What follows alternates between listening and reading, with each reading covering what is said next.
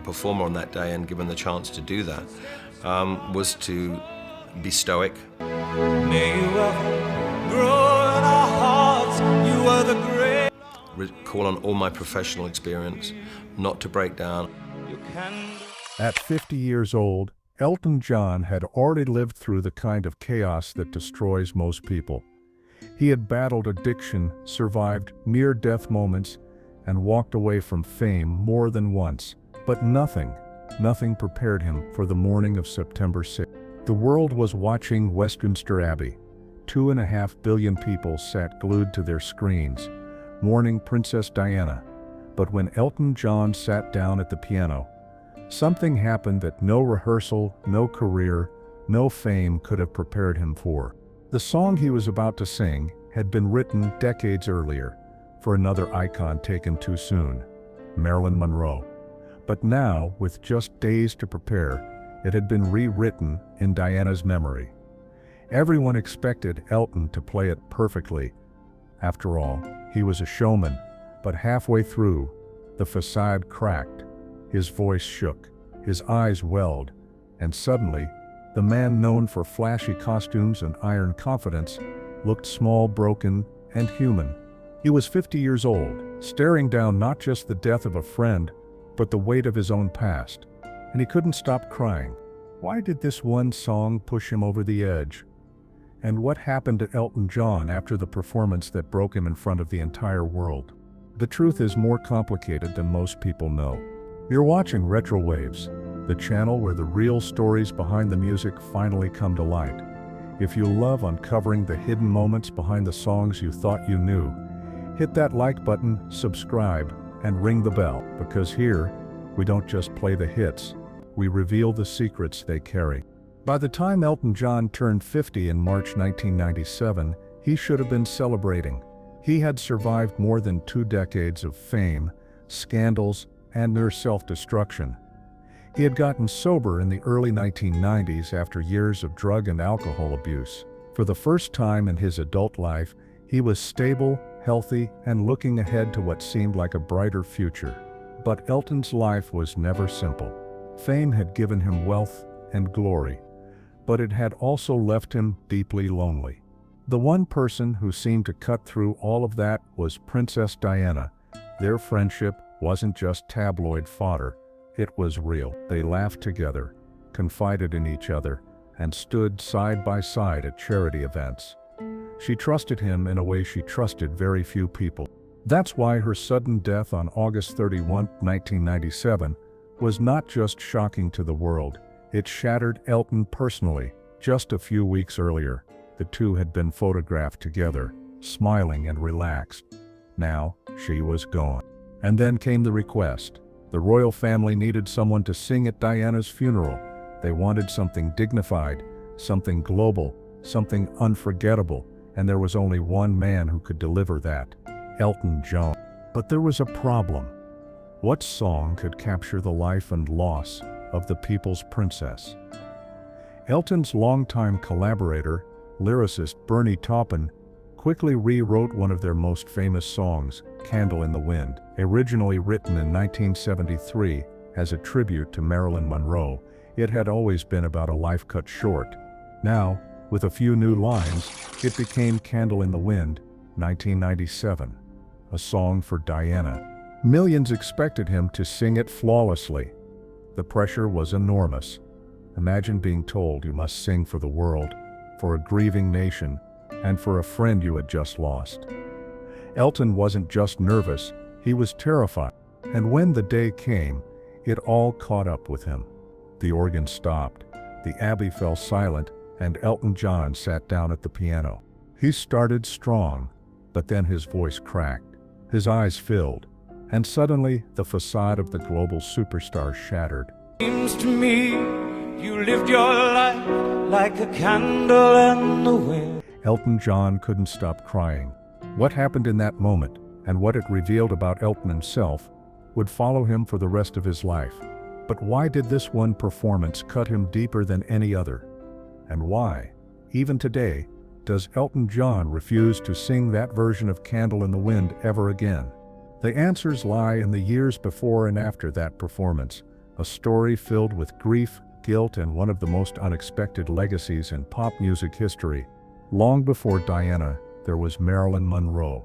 In 1973, Elton John and Bernie Taupin were searching for a way to honor a life that had ended far too soon. Bernie wrote the words to Candle in the Wind as a tribute to Marilyn, framing her not as the glamorous Hollywood star, but as a fragile human being crushed by fame. Elton set the words to music, and the result was haunting.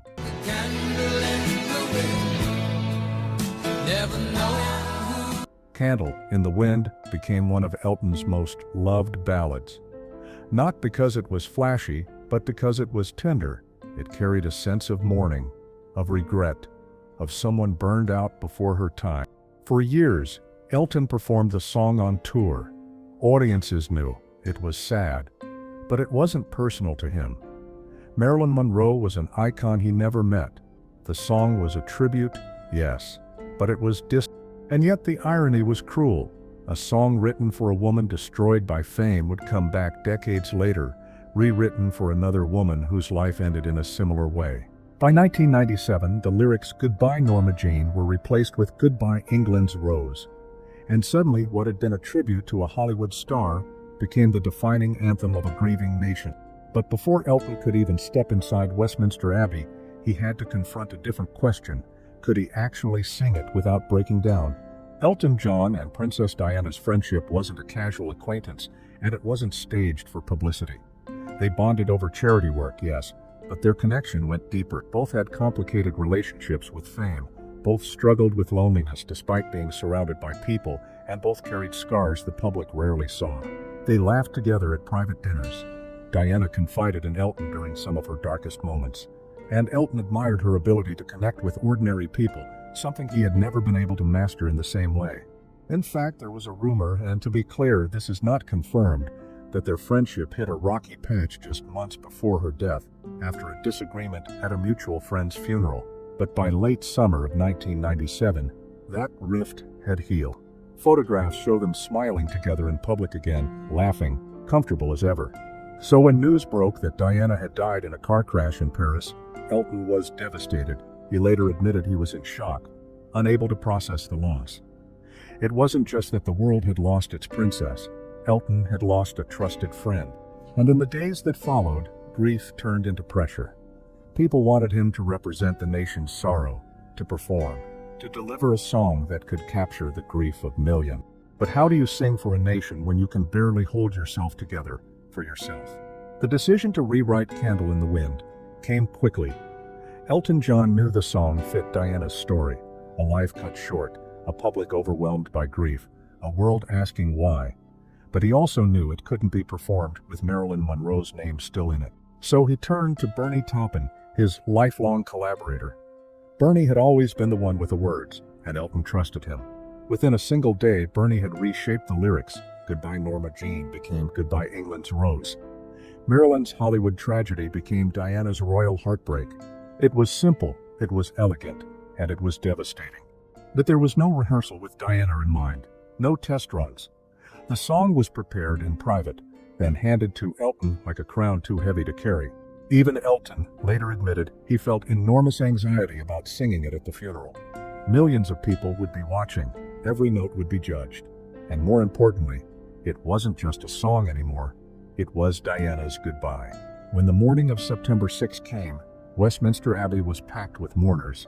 The world's cameras were fixed on Elton. He knew he had one chance to get it right. And as the organ faded and he placed his fingers on the piano keys, the pressure nearly crushed him. The first notes rang out. He sang the first verse. His voice was steady. But then, halfway through, the reality struck. He wasn't just performing, he was saying goodbye. And that's when the tears came. On the morning of September 6, 1997, Westminster Abbey was silent. The royal family sat in the front pews. World leaders filled the rows. Millions of flowers surrounded the church gates outside. And then it was time. Elton John walked to the piano. He wore a simple black suit, nothing flashy, nothing that said rock star. This wasn't a concert. This was a goodbye. He began to play. The first chords echoed through the abbey, soft but steady. When he sang the opening line, "Goodbye England's Rose," You could hear the trembling in his voice. Goodbye, England's rose. May you ever grow. He pushed through it, trying to hold himself together, but the weight of the moment was overwhelming. As he reached the chorus, "Your candles burned out long before your legend ever will," his voice cracked. His lips quivered, his eyes filled with tears. Your candles burned out long before. The entire abbey sat frozen, stunned. Your legend ever will. Watching a superstar fall apart in front of the world. And yet, that was what made it unforgettable. This wasn't a performance polished for the stage. It was raw. It was human. It was one man mourning his friend in the only way he knew how, through music. When he finished, the silence lingered. For a moment, it felt as though time had stopped. Then slowly, the funeral service continued. But no one forgot what they had just witnessed. Elton John had turned 50 that year, and instead of celebrating life, he had been asked to sing at one of the most watched funerals in history. The moment would define him for decades. But what happened next would take the song even further into history books, record charts, and the hearts of millions. The performance was broadcast live to more than 2.5 billion people worldwide. It wasn't just Britain watching. It was the entire planet. And almost instantly, Candle in the Wind 1997 became more than a tribute. It became an anthem of collective grief. People who had never listened to Elton John before went out and bought the single. Within weeks, it sold over 30 million copies. It became the best-selling single of all time, a record it still holds today. But behind the numbers was something more powerful. Fans wrote letters to Elton, thanking him for giving them a voice in their grief. People said they cried with him during the broadcast, that his vulnerability gave them permission to let go of their own emotions. Not everyone agreed. Some critics accused Elton of turning Diana's death into spectacle.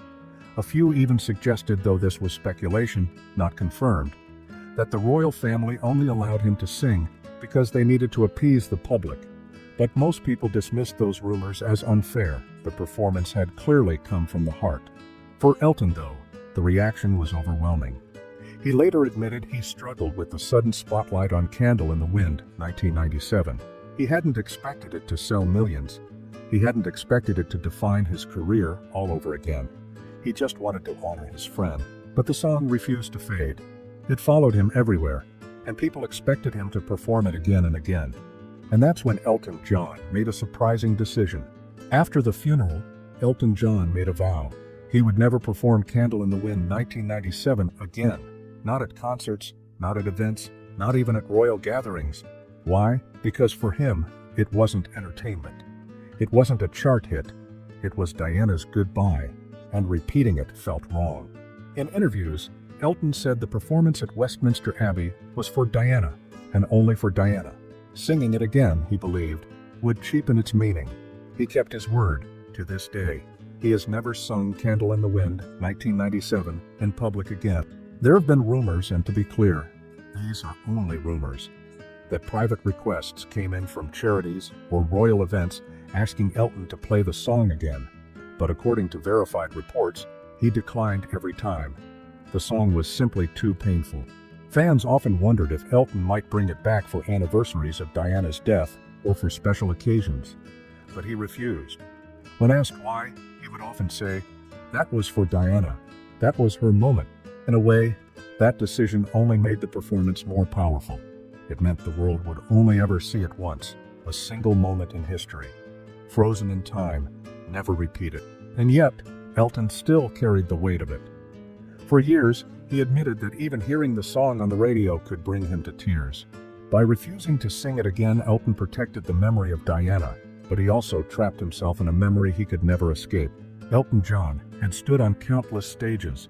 He had sung in sold-out arenas in front of roaring stadiums and under flashing lights, but nothing compared to the silence of Westminster Abbey that morning in 1997. At 50 years old, he had been given the heaviest task of his life, to sing for his friend, for his country, and for the world. When the last note of Candle in the Wind, 1997, echoed through the Abbey, Elton lowered his head. His hands trembled. He knew he had barely held it together. The cameras captured his tears, the way his voice cracked, the pain etched across his face. For a moment, it didn't matter that he was Elton John, the flamboyant showman who wore sequins and feathers on stage. He wasn't a rock star anymore. He was just a man who had lost someone he loved. That vulnerability made the world see Elton John differently. For years, he had been larger than life, hiding behind costumes, sunglasses, and bravado. But on that day, the world saw the man underneath, and that, more than anything, was why people connected to the performance. But behind the scenes, Elton was shaken. The funeral wasn't just an emotional test. It was a breaking point. He admitted later that he never wanted to relive that moment again. He couldn't imagine standing in front of an audience and revisiting the pain. And so, when the single went on to sell tens of millions of copies, Elton made a decision that shocked even his fans. This song, the biggest hit of his career, would never be sung again. It had been born out of tragedy. It had broken him on live television, and it would remain frozen in time, a song tied forever to Diana's final farewell. But that raised a haunting question. How do you live with a song you can't bear to sing? In the years after Diana's funeral, Elton John continued to perform around the world.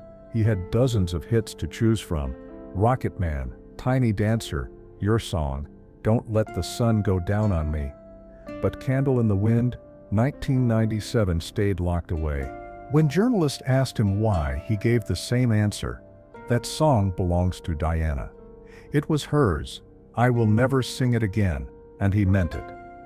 The original version, dedicated to Marilyn Monroe, sometimes found its way back into his concerts, but the Diana version was untouchable.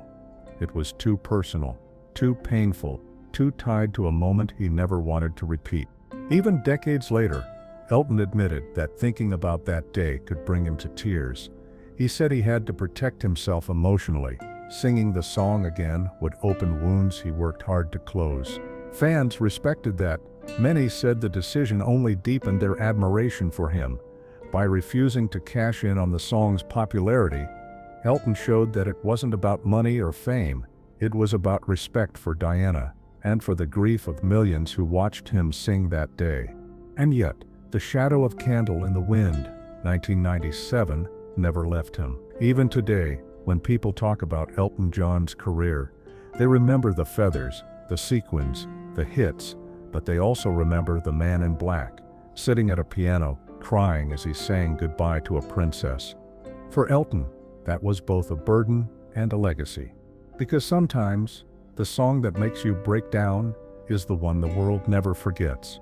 At 50 years old, Elton John sat at a piano and sang the hardest song of his life. He couldn't stop crying, and the world cried with him. He never performed Candle in the Wind, 1997 again, leaving it frozen in history as one of the most powerful moments in modern music. It was more than a tribute. It was a confession, a breaking point, a reminder that even legends bleed when they lose someone they love. And maybe that's why it endures. Because in that moment, Elton John wasn't a superstar. He was human, and for billions of people mourning Diana, that was enough. What do you think? Should Elton have performed the song again, or was he right to leave it untouched? Let us know in the comments, and if you want more stories that reveal the hidden truths behind the music, subscribe to RetroWaves, because the songs you love carry secrets, and here, those secrets finally come to light.